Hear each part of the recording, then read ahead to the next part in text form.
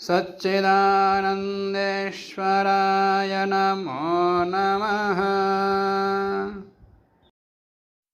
मनुस्मृति का दूसरा अध्याय 166वां श्लोक है। इससे पूर्व ब्रह्मचारी का प्रतिदिन किए जाने वाला अनिवार्य दिनचर्या को बताते हुए भिक्षा अभिक्षा के नियम, किनसे भिक्षा लेनी है, किनसे नहीं लेनी है, और प्रतिदिन अग्निहोत्र करना इत्यादि विषयों को बता दिया और प्रायश्चित भी बता दिया। आगे अन्य नियमों को बताते हैं। गुरुकुल में रहते हुए और किस प्रकार के नियमों का अनुसरण करना होगा। चोदितो गुरुणा नित्यम अप्रचोदित एव वा कुर्यादध्ययने यत्नम आचार्यस्य हितेषु च। गुरुणा चोदित, गुरु के द्वारा कहे जाने पर, अथवा अप्रचोदित एव, बिना कहे ही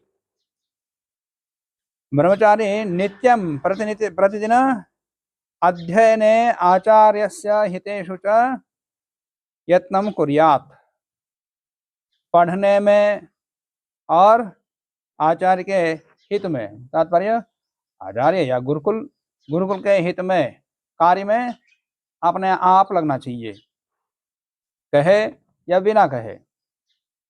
उत्तम तो वो है जो बिना कहे प्रवृत्त होता है, और कहने के बाद तो करना ही होता है, और जो कहने के बाद भी नहीं करता है वो किसी काम का नहीं है। बाहर भी दुकान आदि में सेवक रखते हैं हम लोग, सेवक का तात्पर्य हो कर्मचारियों को रखते हैं, जो बिना कहे किस समय क्या आवश्यकता है ये जान करके अपने आप करता है, तो वो मालिक प्रसन्न होता है, उसको और ज्यादा तनख्वाह देता है, या कोई नौकरी हो तो उसको पदोन्नति करता, प्रमोशन देता। जो बिना कहे किस समय क्या करना, क्या उचित है क्या अनुचित है समझ करके अपने आप समझदारी से लगता है, तो वो अपने आप ही प्रसन्न होकर के आगे बढ़ाता है। जो कहने पर करता तो भी ठीक है, अब कहने पर भी नहीं करता उसको निकाल देता है, जाओ। और वही स्थिति गुरुकुल में है। तो बिना कहे पढ़ने में लगना और गुरुकुल की सेवा भी लगना, बिना कहे।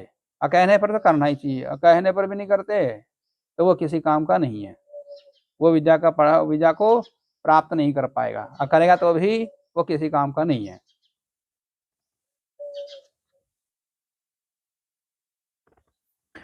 आगे बताते हैं शरीरं चैव वाचं च बुद्धीन्द्रिय मनांसि च नियम्य प्राञ्जलिस्तिष्ठेत् वीक्षमाणो गुरुर्मुखम्।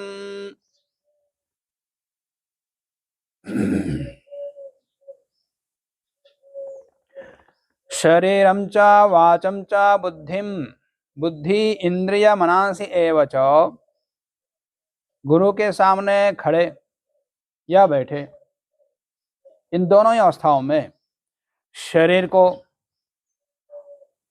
वाचम वाणी को, बुद्धि इंद्रिय और मनो को, इन सबको नियम्य वश में करके, मतलब सावधान होकर के, गुरोः मुखम वीक्षमाणः, गुरु के मुख को ही देखते हुए, उधर देखते हुए नहीं, गुरु के मुख को ही देखते हुए प्रांजलि हाथ जोड़कर तिष्ठेत, बैठे या खड़े रहे, पाठ पढ़ा रहे हैं और गुरु जी का प्रवाह रूप से चलता जा रहा है उपदेश या पाठ चल रहा है, और कोई इधर देख रहा है कोई इधर देख रहा है, या निद्रा के अभिभूत हो गया, तो आचार्य के द्वारा बताई गई सारी बातें अंदर नहीं, हवा में वैसे उड़ जाएंगे। जिसे स्वामी जी ने भी लिखा है व्यवहार भानु में, आचार्य से पढ़ते समय केवल आचार्य को देखना, एक एक शब्द को सावधान से सुनना, फिर पकड़ना, फिर बाद में चिंतन मनन आदि अलग। केवल श्रवण काल में ही सावधान होकर के, कुछ लोग इधर हिलते उधर हिलते, इधर देखते उधर देखते, नहीं तो आप पेन लेते, पेन का ढक्कन खोलते, पेन ढक्कन लगाते, खटखट करते, पता क्या क्या करते। तो उससे क्या होता है, जो विषय पकड़ना चाहिए वो विषय पकड़ नहीं पाएंगे। बहुत सारे विषय इसमें लिखे हुए नहीं रहते, माने कोई भी शास्त्र उसमें लिखे हुए नहीं रहते। आचार्य अपने अनुभव से बताता है, अब वो नहीं सुना तो दोबारा बताएंगे। सुना नहीं सुना, समझा नहीं समझा, आचार्य को कैसे पता लगता है? वो तो वो अपने प्रवाह में चल रहे हैं।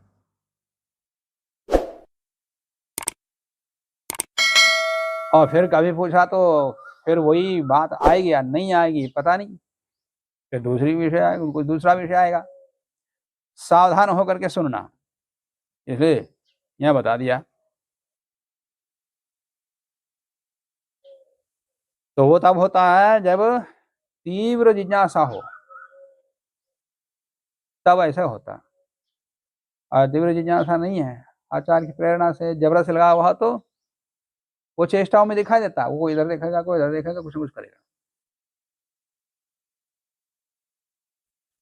और आगे कहते हैं, नित्यम उद्धृत पाणि स्यात् साध्वाचारा सुसंयतः आस्यतामिति चोक्तः सन् आसीताभिमुखं गुरोः। नित्यम उद्धृत पाणि स्यात्, नित्य अपने हाथ को बाहर रखें, मतलब जैसे हाथ बाहर है, उत्तरी को, अभी तो मैं ऐसे ऐसे रखा हूं, उत्तरी को जैसे ओढ़ा जाता है, जैसे यज्ञोपवीत पहनते, तो यह हाथ बाहर, उत्तरी से बाहर, पढ़ने लिखने पुस्तक लेने काफी लेने में सब सुविधा रहती। तो यह बता रहे हैं, नित्यम उद्धृत पानी, हाथ बाहर रहना चाहिए, सदा तैयार।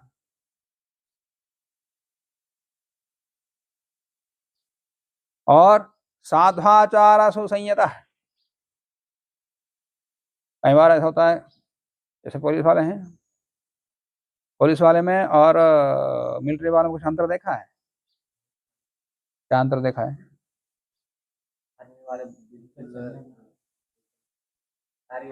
जितने देर में ड्यूटी में रहेगा सदा तनहा रहता, गन सदा ऐसे रहेगा और अंगुली सदा तैयार रहेगी।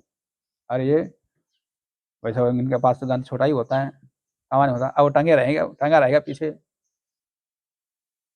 ये तो रहेगा नहीं, ये रहेगा तो टंगा रहेगा, अपने इधर उधर देखते हुए बातचीत करते हुए आधी आधी मेरे ढीले ढाले रहते।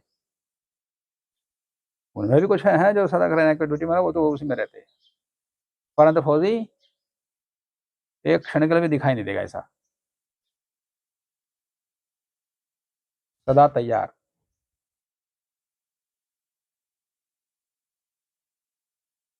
तो विद्यार्थी उससे भी ज्यादा सावधान हो होना चाहिए ज्ञान के अर्जन में, ज्ञान को प्राप्त करने में। नित्यम उद्धृत पाणि स्यात्, और साधु आचार, सदाचारी होना चाहिए, दुराचारी नहीं होना चाहिए, उल्टे काम करने वाला नहीं होना चाहिए, तोड़ फोड़ आदि आदि। और वही तो सदाचार यहाँ बता रहा है, और बताएंगे अभी सदाचार किस प्रकार से व्यवहार करना चाहिए। तो साधु आचार, शिष्टाचार वाला हो, सदाचार वाला हो, और सुसंयत, संयम पूर्वक रहे, चंचल ना हो, संयमित रहे। आस्यताम यदि उक्तः सन, बैठो ऐसा कहने पर बैठे, अब बिना कहे ना बैठे तो खड़े रहे, जब तक बैठो नहीं बोलते। तो आस्यताम यदि उक्तः सन गुरोः अभिमुखम आसीता, गुरु के सामने बैठना, पीछे बहुत सारे लोग इधर उधर नहीं, जिसको पढ़ने की ज्यादा जिज्ञासा होती है सामने ही बैठेगा, पास में बैठेगा, और जो डरेगा वो सामने बैठेंगे तो ज्यादा पूछेंगे, तो पीछे बैठते, है कि नहीं। और जो जिज्ञासु होगा सामने रहेगा, सतर्क रहेगा। और हीनान्न वस्त्रवेशः स्यात् सर्वदा गुरुसन्निधौ उत्तिष्ठेत् प्रथमं चास्य चरमं चैव संविशेत्। गुरु सन्निधौ, गुरु के समीप में रहते हुए, सर्वदा सदा हमेशा, हीन अन्न वस्त्र वेशः स्यात्, खाने पीने की चीज हो, वस्त्र हो, वेश वेशभूषा हो, जो भी है प्रयोग में आने वाले सब पदार्थ गुरु से ज्यादा सामान्य होने चाहिए। गुरु से बढ़िया चप्पल जूते, गुरु से बड़े बड़े कपड़े, गुरु से भी ज्यादा माल खाना, हा? ये नहीं होने से बता रहे हैं। गुरु से निम्न हो तो भी नहीं लेना, हो तो वहां दे दो, हम नहीं लेंगे, ये बोलना। तो गुरु सन्निधौ सर्वदा हीन अन्न वस्त्र वेशः स्यात्, और अस्या प्रथमम उत्तिष्ठेत्, और गुरु से पहले जागे। गुरु जी उठ करके नहीं उठाएगा, गुरु से पहले उठ के तैयार। और चरमम संविशेत, गुरु के बाद में सोना, गुरु सोने के बाद, हाँ गुरु सो गए, अब हम जाके सो सकते, तो तब सोना। आज उल्टा हो जाता है, सबसे अंत में सबको सुला करके आचार्य सो जाता है, और सबसे पहले उठ करके सबको उठाता है, आओ प्रार्थना करो।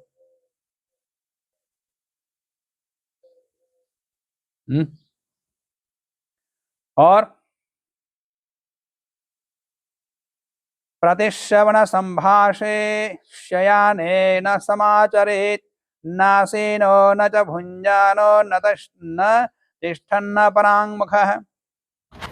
प्रतिश्रवण संभाषे माने श्रवण सुनना, और प्रतिश्रवण मतलब बदले में कुछ और बोलना, कहना, या सुनवाना। सुनाओ, सूत्र सुनाओ, मंत्र सुनाओ कहा तो उसके बदले में सुनाना, या कुछ पूछा तो उत्तर देना। ये प्रतिश्रवण और संभाषण, इनमें शयान न समाचरित, सोते हुए ये नहीं करना। मैं सो रहे हैं, आचार्य आ गए और सोते हुए उत्तर दे दिया, हाँ अभी ठीक है आ रहा हूँ अभी, चलो आओ, ये नहीं बोलना। तुरंत खड़े हैं उसके बाद उत्तर देना। अब बैठे हुए हैं तो बैठे बैठे उत्तर नहीं देना, ये खाया कि नहीं खाया, पढ़ा कि नहीं पढ़ा, हाँ खा लिया, हाँ वहीं बैठे बैठे, ऐसा नहीं बोलना। ना आसीना, बैठे बैठे प्रत्युत्तर नहीं देना। ना भुंजाना, खाते हुए नहीं। और न तिष्ठन, ना दूर खड़े होकर के उत्तर देना। कोई पूछा है, हाँ ठीक है आ रहा हूँ, वहीं से दूर में उत्तर देना, पास में आकर उत्तर देना। ना परांग मुखा है, उल्टा मुड़ करके उत्तर नहीं देना, और जाते हुए वो नहीं बोलना। ना परांग मुखा है, तो इस प्रकार से ये अशिष्टाचार कहा जाता है। दूर से उत्तर देना, जाते हुए उत्तर देना, या तो उत्तर देना ही नहीं, सुन लिया और सुना नहीं सुना क्या करेगा कुछ पता ही नहीं। सुनाई दिया, हाँ सुनाई दिया तो सुना, हाँ जी ठीक है, ऐसा बोले तो हाँ सुन लिया है, बात समझ लिया है, ये पता लगता है। और कुछ आचार्य ने कहा है और ठीक से आप जा रहे हैं, तो सुना, सुन के जा रहा है, बिना सुन के जा रहा है, आचार्य को कैसे पता लगता है। तो इसलिए सारा शिष्टाचार बता रहे हैं। आसीनस्य स्थितः कुर्याद् अभिगच्छन् सुतिष्ठतः, प्रत्युद्गम्यत्वाव्रजतः पश्चाद्धावस्तु धावतः। आसीनस्य स्थितः, आचार्य बैठे हुए हैं, तो शिष्य खड़े हो जाए। स्थितः, तिष्ठतः तो अभिगच्छन्, अब आचार्य चलने के लिए खड़ा हो गया है तो साथ में सामने चलो। तो तिष्ठतः अभिगच्छन्, और आव्रजतः तो प्रति उद्गम्य, और आचार्य जा रहे हैं, जल्दी जा रहे हैं तो उसे जा तेज दौड़ो सामने। आव्रजतः तो प्रति उद्गम्य, धावतः तो पश्चात धावन, राजा दौड़ रहा है तो उसे जा तेज दौड़ो। अरे सदा सामने रहना, ये नहीं कि हाँ चलो आ जाओ कुछ काम है आ जाओ बोलो तो आचार्य चले जाते हैं, फिर पीछे कोई धीरे धीरे एक एक दो तो आया जाए, वो नहीं शिष्टाचार। और आचार्य काम कर रहे हैं खड़े खड़े देखो, ये भी शिष्टाचार नहीं है। स्वयं लगना, आचार्य काम कर रहे हैं, घूम रहे हैं, साथ देख रहे हैं, और स्वयं अपने आप अब बैठे बैठे देखो। सदा सम्मुख, सामने हो तो कुछ काम बताएंगे, धीरे खिसक जाओ कोई, ये भी नहीं। और बुलाने के लिए भी सामने नहीं दिखाई देंगे, सब कमरों में बंद, ये नहीं। सदा तत्पर, उसको बोलते सेवा तत्पर, सदा सामने।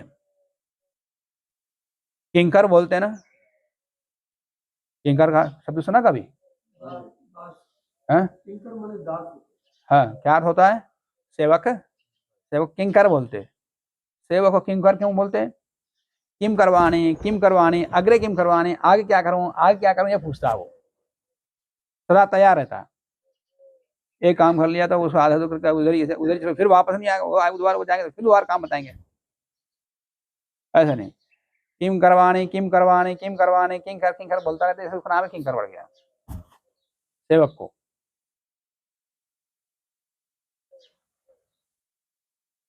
आचार्य भी वैसे ही रहे,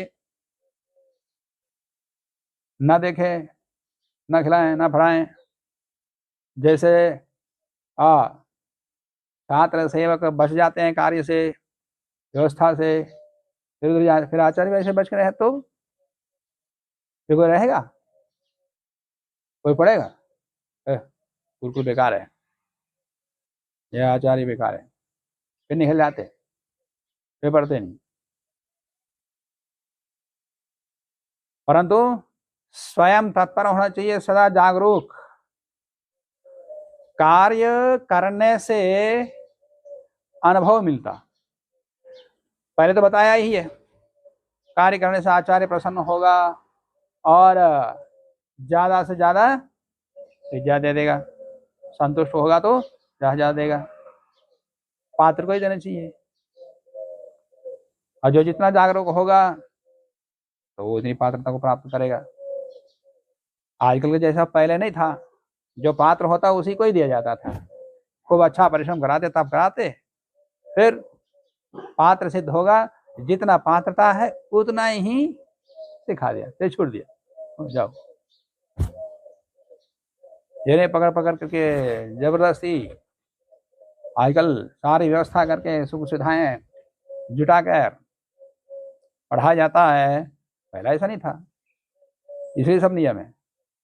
तो वैसा हो वही ठीक था, वही ठीक है, जो जितना जिज्ञासा है उसको उतना ही सिखाएंगे।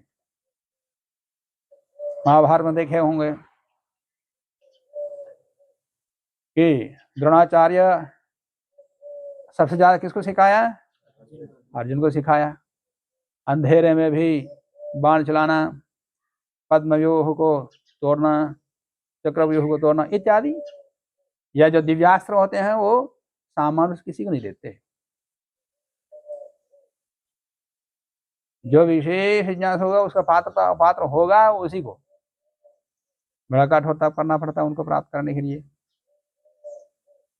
स्वयं अपने पुत्र अश्वत्थामा को नहीं बताया, पुत्र मोह अलग है, परंतु विद्या में वैसे वैसे रखा, जो पात्र होगा उसी को देंगे, नहीं तो दुरुपयोग करेगा।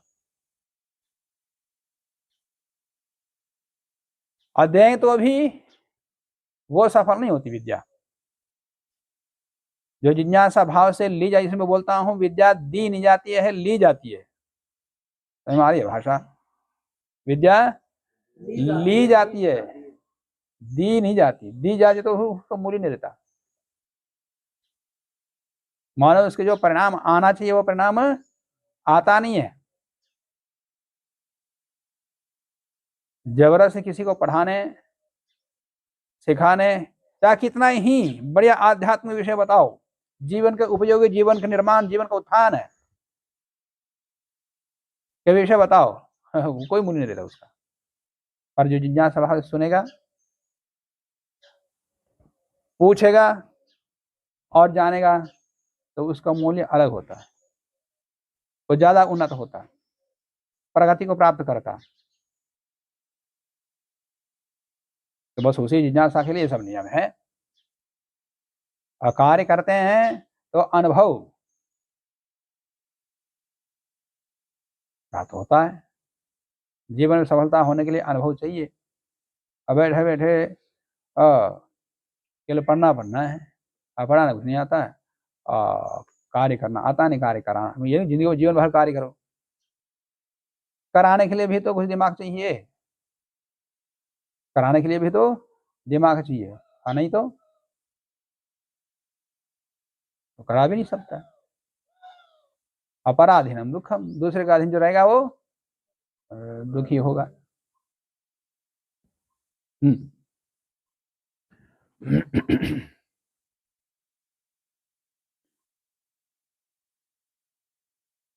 आगे कहते हैं परामुखस्याभिमुखो दूरस्थस्येत्यचान्तिकम् प्रणम्यतो शयानस्य निदेशे चैव तिष्ठतः।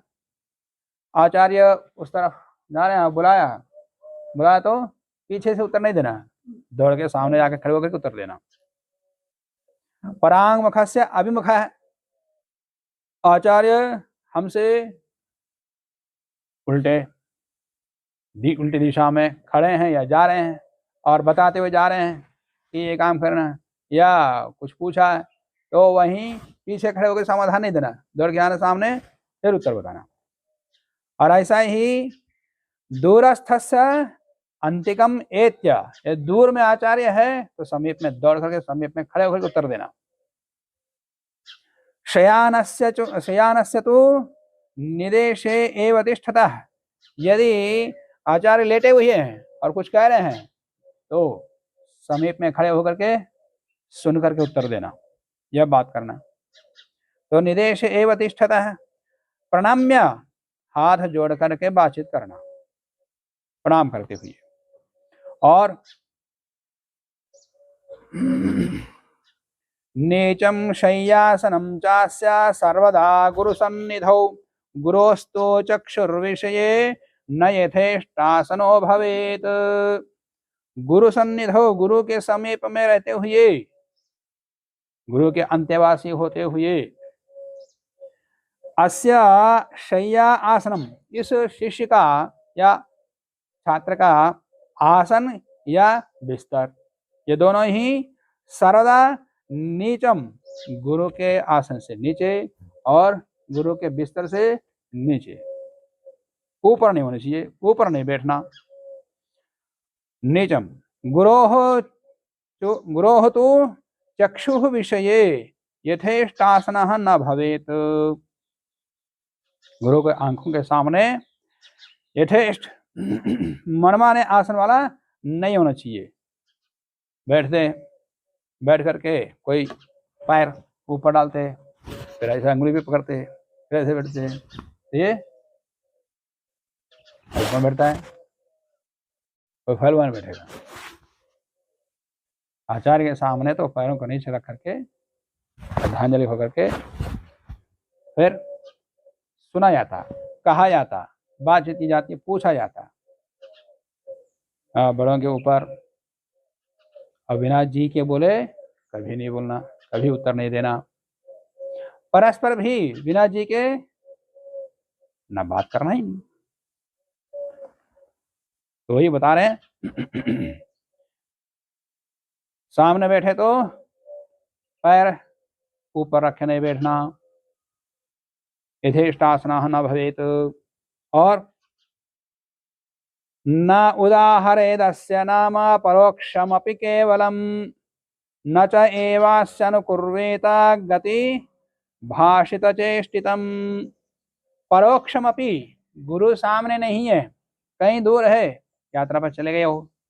हाँ जी ब्रह्मचारी, कहाँ पढ़ते हो, किनसे पढ़ते हो, ऐसे किसी ने पूछा, पूछते ना, तो क्या उत्तर दोगे? पहली बात तो गुरु का नाम लेना नहीं, लिए तो कैसे लेना वो बता रहे हैं। परोक्षम अपनी, पीछे हो तो भी, सामने तो नाम लेना ही नहीं, और पीछे भी अस्य, अपने गुरु का केवलम नाम न उदाहरित, केवल नाम नहीं लेना, आचार्य श्री गुरु जी कहते हुए नाम लेना है। बाहर जाए तो केवल गुरु जी बोलो, क्या समय आएगा बिना नाम लिए, तो नाम लेना पड़ेगा वहां पर, तो केवल नाम नहीं लेना। बता रहे हैं केवलम नाम न उदाहरित, कोई सम्मानित शब्द प्रयोग करके फिर नाम उनको बताना, हाँ ये आचार्य का सम्मान करते हैं, आचार्य का योग्य शिष्य है, ऐसा वो भी समझते हैं। केवल नाम लेकर के बोल दिया तो हाँ देवदत्त है, बोले तो यह अखंड का स्वभाव का शिष्य है, सामने वाला समझ लेगा, यह ढीठ है ये समझेगा। तो केवलम नाम न उदाहरेत, और अस्य गति भाषित चेष्टितम न अनुकुर्वेत, आचार्य की गति चाल, आचार्य का भाषण माने उनकी बोली और आचार्य की चेष्टाओं का नकल नहीं करना। कोई कोई करता है, मान लिया कोई अध्यापक है, कोई और है, तो उनकी चाल करके या उनकी बोली करके या उनकी चेष्टाओं का नकल करके, ये कुचेष्टाएं हैं। विद्या जिनसे ग्रहण की जाती है उनसे कभी नहीं करना ऐसा, जिनसे विद्या पढ़नी है। विद्या तो छोरों से भी ली जाती है, मैं तो बताया ना पहले, आया ना, पुत्र के उम्र के वालों से भी विद्या ग्रहण की जाती है श्रद्धापूर्वक। वो बड़े लोग भी उम्र में, आयु में बड़े होते हुए भी अनादर नहीं करते, श्रद्धापूर्वक पढ़ते हैं जिनको जिज्ञासा है। तो कभी पढ़ाने वालों की नकल नहीं करना, ना अनुग्रहीता, नकल करके चिढ़ाना, ये आजकल बाहर के स्कूल कॉलेज में होता है।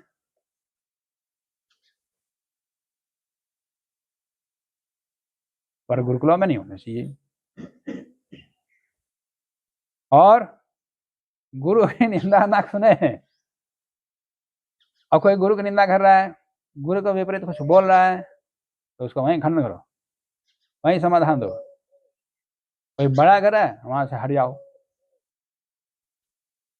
गुरोर्यत्र परिवादो निंदा वापे प्रवर्तते, कर्णो तत्रापि धातव्यो गंतव्यम वा ततोऽन्यतः। गुरु यदि, अब गुरु कितने अच्छा हो, कोई त्रुटि ना हो, तो भी गलती निकालने वाला कहीं ना कहीं से निकाल ही देता है। मुझे कल पता लगा पढ़ने में भी बुराई निकालते लोग, कोई ज्यादा पढ़ता है तो भी बुरा है उसमें, जो नहीं पढ़ता है आरसीएस होता है तो बुरा तो है ही, पर कोई पढ़ता है तो भी उसमें बुरा निकालने वाले लोग रहते हैं। जो पढ़ता है, अनुसंधान करता है, लिखता है, पुस्तकें लिखता है, शोध कार्य करता, तो भी निंदा निकालते लोग, उसमें वो भी दिखाई देता है खोट, कमी। तो दुनिया में तो हर प्रकार के लोग रहते हैं, तो अच्छाई में भी बड़ाई, वो बुरा देखने वाले रहते हैं, तो उस प्रकार कहीं मिल जाते हैं तो तुरंत खनन करो, या समाधान नहीं दे सकते, कान बंद करो, कान बंद नहीं कर सकते वहां से हट जाओ, मौन हो गई। गुरोर्यत्र परिवादो निंदा वापी प्रवर्तते, गुरु की जहां परिवाद हो जाता है, जहां खनन हो रहा हो, निंदा हो रही है, तो कर्णो तत्रापि धातव्य, कान बंद करो। ओ ये सुनने योग्य नहीं है। आजकल बोलते शिव शिवा। नारायण नारायण माने जब अभद्र वाणी सुनाई देती है उनको, जो आध्यात्मिक भक्त हैं, धार्मिक लोग हैं, जो अभद्र वाणी सुनाई देती है, हे राम, जय शिव शिवाय, हे नारायण नारायण नारायण बोलो, क्या सुनाई दे रहा है? ओ बोलो वहां से हरिओ कहनो तत्राभिधातव्यो गंतव्यम वा ततो अन्यतः, वहां से हरियाओ। तो व्यवहार की कुछ बातें बता दिया, शेष आगे भी बताएंगे। शेष विषय का हम कल देखेंगे। आज के विषय को यहीं समाप्त करते हैं। ओम